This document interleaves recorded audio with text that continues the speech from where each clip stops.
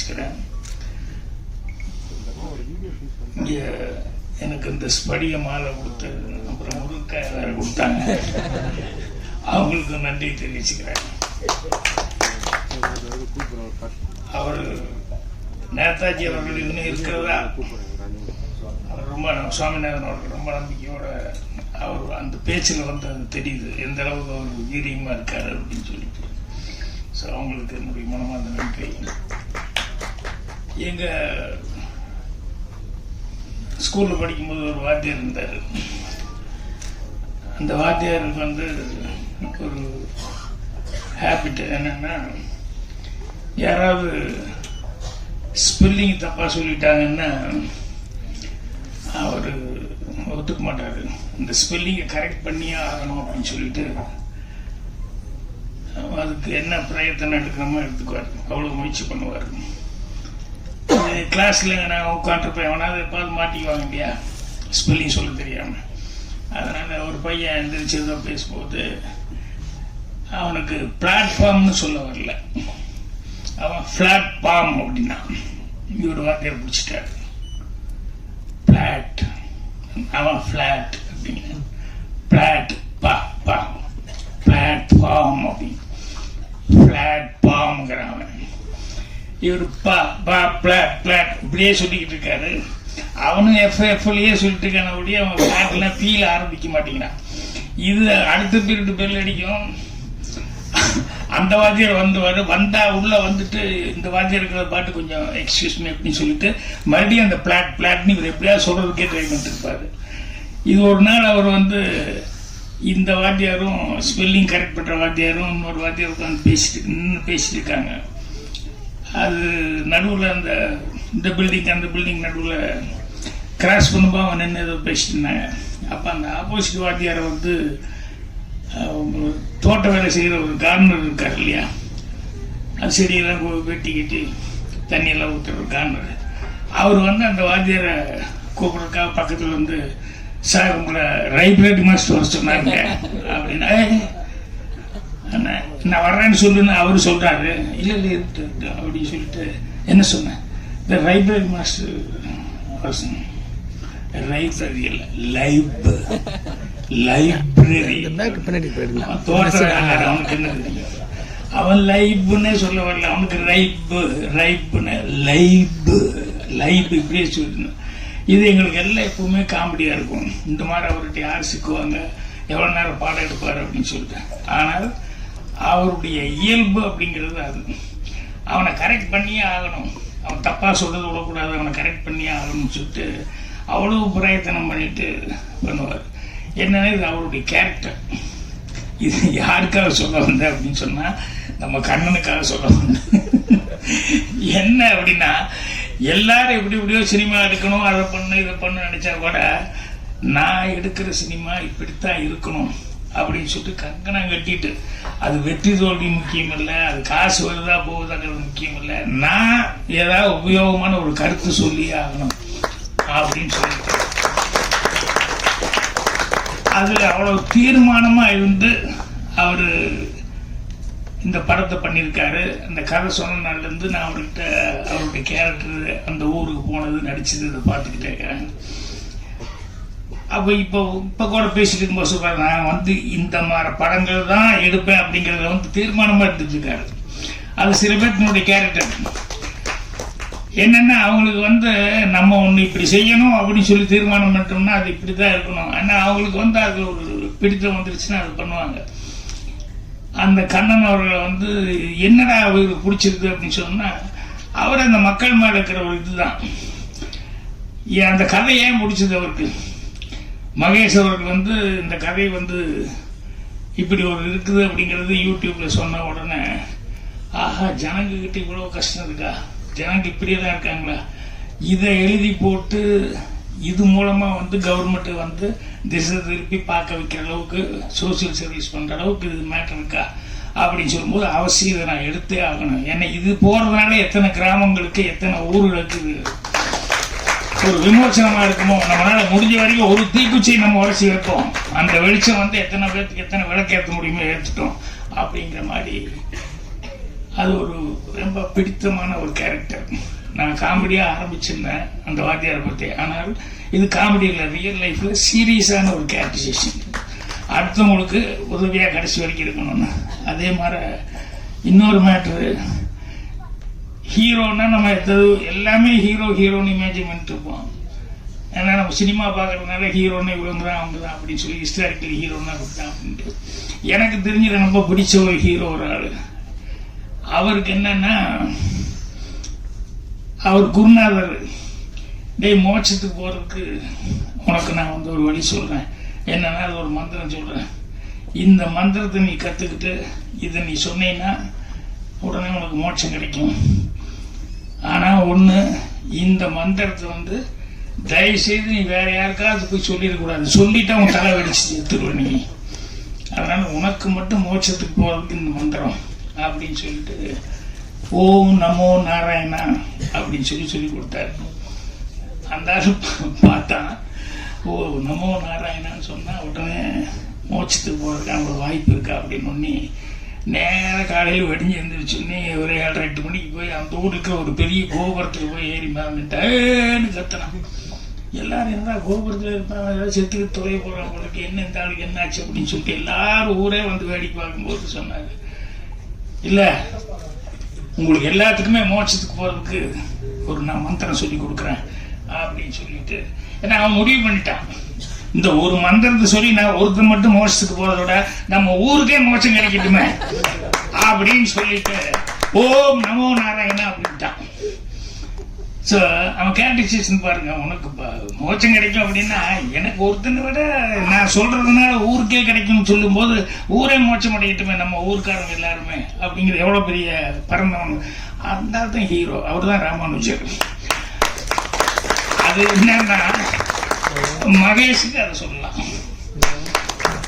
ஏன்னா எல்லாரும் என்னென்னமோ பண்ணிக்கிட்டு இருக்காங்க, நமக்கு இதனால என்ன வருமானம், இதனால என்ன நம்ம பொழப்பு, இதனால என்ன கிடைக்குது அப்படிங்கிறது இல்லாம எங்க எது நடந்தாலும் அந்த கிராமத்தில் இருக்கிறவங்க அவர்களும் மனிதர்கள் தான், சக மனிதர்கள், அவங்கள்ட்ட இவ்வளவு சிரமத்தில் இருக்காங்க, இவ்வளவு இப்படி இருக்காங்க அப்படின்னு சொல்லிட்டு உடனே அதை வீடியோவை பதிவு பண்ணி எல்லா பக்கம் போய், ஏன்னா இவர் வீடியோவில் பதிவு பண்ணது தான் அது கலெக்டர் வரைக்கும் போய் கவர்மெண்ட் வரைக்கும் போய் அதுக்கப்புறம் கூப்பிட்டு, ஏன்னா அந்த கிராமம் நான் போய் உண்மையிலே இறங்கி பார்க்கும்போது உண்மையிலேயே இப்படி ஒரு கிராமமா அப்படின்னு பார்த்தேன்.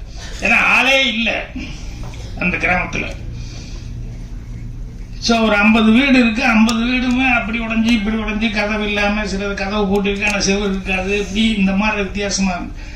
நானும் உள்ள போய் பார்க்குறேன், எங்கள் ஷூட்டிங் ஆளு 10 பேர் தவிர்த்து வேற யாருமே இல்லை. அந்த மாதிரி ஒரு ஊர். அந்த ஊர்ல ஒரு வைத்தியர் அவங்க சம்சாரம் மட்டும்தான் இருக்காங்க. என்னன்னா அந்த வைத்தியர் அந்த சம்சாரமும் வந்து அவங்க எங்கேயோ ஒரு 10-15 மைல்ல அந்த சுற்று வட்டாரத்தில் எங்காவது இருந்து வருவாங்க. ஏதாவது உடம்பு சரியில்லைன்னா இந்த வைத்தியர்கிட்ட வந்து கேட்டு வாங்கி ஏதாவது மருந்து வாங்கி சாப்பிட்டு போவாங்க. அவங்களுக்கு அவர்கிட்ட வந்தால் நல்லா வரும், நமக்கு நல்லா ஆயிரும், சலீஸா கொடுப்பாரு அப்படிங்கிற மாதிரி சொல்லி அந்த நம்பிக்கையில வந்துட்டு போயிட்டு இருக்காங்க. இவரும் அது வந்தா போதும்னு இங்கிருந்து ஒரு வாரம் 10 நாளைக்கு ஒரு தடவை டவுனுக்கு போய் அந்த ஒரு வாரம் 10 நாளைக்கு வேண்டியது மட்டும் வாங்கிட்டு வந்துட்டு அவரும் அவங்க சம்சாரம் மட்டுமே அவங்க சமையல் பண்ணி சாப்பிட்டு, அவங்களுக்கு ஏதோ கொஞ்சம் தண்ணி வருது அங்க ஒரு ஓரமா, அதுல வந்து அந்த கிராமத்திலேயே அவங்க இருக்காங்க. அப்பதான் சொன்னாரு, இவங்க ஒரிஜினல்ல படத்துல வந்து நடிக்க வச்சது வந்து வேற கேரக்டர், சினிமாக்காக நடிக்க வச்சேன், ஆனா ஒரிஜினல் இவங்க அப்படின்னு சொல்லிட்டு. என்னன்னா இந்த மாதிரி ஒரு ஒரிஜினலா இருந்து இதை வந்து எழுதி போட்டு அதுக்கப்புறமா வந்து அந்த கலெக்டர் அவங்க வரைக்கும் தகவல் போய் அவர் வந்து அவங்களுக்கு வீடு கட்டி கொடுத்து கவர்மெண்ட்ல அந்த ஸ்கீம்ல அப்படி இருக்கக்கூடாது அப்படின்னு சொல்லி. ஸோ இந்த நான் படத்துல நான் பேசின டைலாக் எல்லாம் வந்து ஒரிஜினலான டைலாக், ஒரிஜினலாவே அப்படிலாம் ஒரு திட்டம் இருந்து அந்த திட்டத்து மூலமா அந்த வீடு கட்டி கொடுத்து, நானும் அந்த வீடு ஓப்பனிங்கு போற மாதிரி தான் அந்த சீன் எல்லாம் பண்ணிட்டு இருந்தாங்க.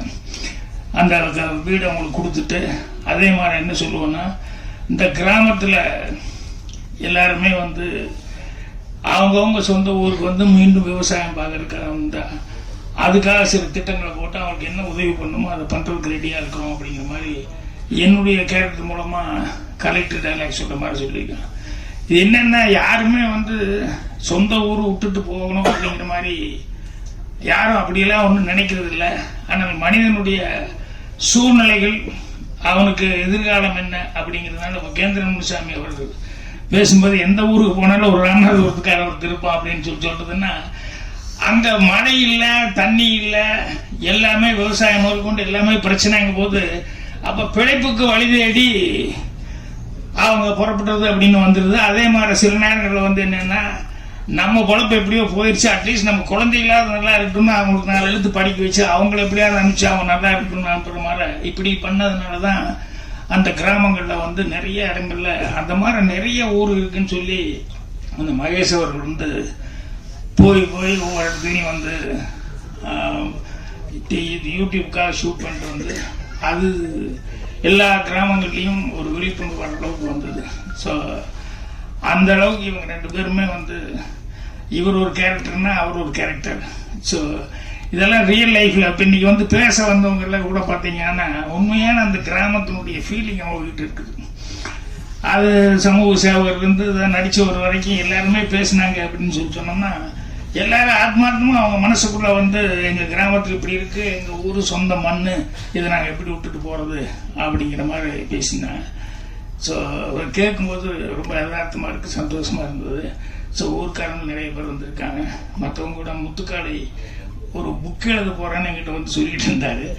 அவர் தமிழ் மேலே இவ்வளவு பற்றுதலா இருப்பாரு அப்படிங்கிறதும், தமிழை வந்து இவ்வளவு தூரம் கத்துக்கிட்டு இருக்காரு அப்படிங்கிறது எனக்கு உண்மையிலேயே ஆச்சரியமா இருக்கு. கண்ணதாசன் சாரை பற்றி பேசி, அவருக்கு ஆர்ஜின் யாருக்கு பேசி, அதுக்கப்புறம் அவர் எழுத போற புஸ்தகத்தை பத்தி எல்லாம் வந்து என்கிட்ட சொல்லி, அந்த புஸ்தகம் என்ன மாதிரி புஸ்தகம் அப்படிங்கிற மாதிரி சொல்லி எனக்கு அணிதர கொடுங்க அப்படின்னு சொல்லிட்டு பேசுறதுக்கு முன்னாடியே கேட்டாரு. வந்தோன்னே நான் புஸ்தகம் எழுதியிருக்காருன்னு அணிந்தர கேட்கிறாரு போது கண்டிப்பா நான் கொடுக்குறேன் அப்படின்னு சொல்லிட்டேன்.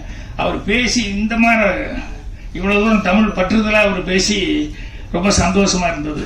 அந்த மாதிரி எல்லாருமே பேசினவங்க ஒவ்வொருத்தரும் எல்லாமே நல்லா பேசினாங்க. இந்த பொண்ணு வேற தமிழ் வந்து கொஞ்சம் அப்படி இப்படி இருந்தா அட்ஜஸ்ட் பண்ணிக்குவானா. அப்புறம் நான் கேட்டேன், தமிழ் சுத்தமா தானே பேசுது, ஏன் அப்படி பேசுறாங்க அப்படின்னு. எந்த ஒரு தாய் பாஷைன்னு தெரியலன்னா அப்புறமா ஆந்திரா அப்படின்னு சொல்லி தெலுங்கு அப்படிங்கிற மாதிரி சொல்லி சொன்னாங்க. ஸோ இவங்க எல்லாருமே வந்து அது நடிக்கும் போது அந்த பொண்ணு கேட்டது எனக்கு ரொம்ப ஆச்சரியமா இருக்கு. என்னன்னா, கிராமத்து கதை ஒன்னி என் கலருக்கு அது சரியா வருமா, கிராமத்து பொண்ணு மாதிரி அப்படிங்கிற மாதிரி அவங்களுக்கு உள்ள எல்லாருக்குமே ஒரு கிராமம் அப்படின்னா இப்படித்தான் இருப்பாங்க. கருப்பாக இருப்பா, அந்த வெயில அலைஞ்சு நல்லா பிறந்திருந்தா, கொஞ்சம் கலரா பிறந்திருந்தா கூட அந்த வெயிலுக்கு அதுக்கும் அந்த இதுல வந்து ஆட்டோமேட்டிக்கா அந்த கலர் எல்லாம் வேற மாதிரி ஆகி போக முடியாது. அதனால அது சரியா இருக்குமா அப்படிங்கிற மாதிரிலாம் நியாயமான ஒரு சந்தேகத்தில் டைரக்டரா இல்லை, அதெல்லாம் ஒன்றும் காரணமெல்லாம் இப்படி கிடையாது, கருப்பு சிறப்பாங்க அங்கே பார்க்குறாங்க அப்படிங்கிற மாதிரி சொல்லி. ஸோ நான் வந்து இன்னைக்கு என்ன இவர் எடுத்த படத்துக்கு எந்த அளவுக்கு பத்திரிகை நண்பர்கள், அது மற்ற நண்பர்கள் எவ்வளவு பேருடைய சப்போர்ட் இருக்க போகுது அப்படிங்கிறது எனக்கு ஒரு டவுட்லயே இருந்தேன் நான். அதுக்கப்புறம் சரி அப்படின்னா, அப்புறம் உள்ள வரும்போது தான் எனக்கு அந்த அட்மாஸ்பியர் பார்க்கும்போது, இல்ல அவர் சம்பாதிச்ச சொத்து நண்பர்கள் அப்படின்னு சொல்லி,